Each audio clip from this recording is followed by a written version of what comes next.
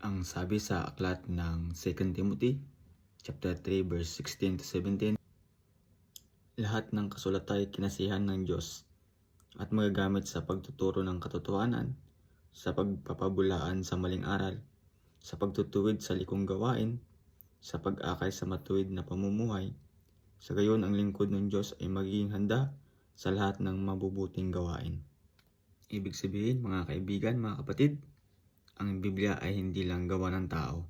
Ito ay awtoridad ng Diyos na mapagkakatiwalaan bilang gabay sa pamumuhay at pananampalataya. Ang Biblia o ang salita ng Diyos ay ginagamit sa pagtuturo ng tama. Itinuturo nito kung ano ang tama. Ginagamit din ito sa pagsaway. Pinapakita nito kung ano ang mali. Ginagamit din ito sa pagwawasto. Itinutuwid nito ang maling landas. At ginagamit ito sa pagsasanay sa katwiran.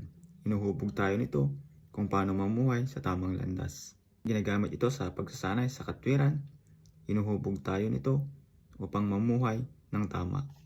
Ibig sabihin, mga kaibigan, mga kapatid, ng pagbabasa ng Biblia ay siyang naghahanda sa atin para sa buhay na pagsunod.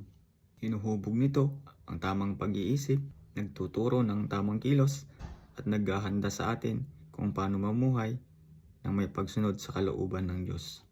Ang Biblia ay gabay ng Diyos upang tayo ay matuto, maituwid, at mamuhay ayon sa kalooban ng Diyos. So, I encourage everyone to read our Bible. Bago po tayo magbasa ng ating Biblia, ay humingi po tayo ng wisdom and understanding na nagmumula sa ating Panginoon. Dahil kung sa sarili lang tayo aasa, ay hindi natin maunawaan ng lubos ang ibig sabihin ng mga salita ng Panginoon.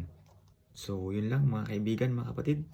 Kung nagustuhan mo yung magantong videos, paki-like and share naman para malaman din ng iba. At kung hindi ka pa nakapalo, paki-follow naman because Jesus loves you and I care for you. Yun lang, ingat po tayo lagi and God bless us all.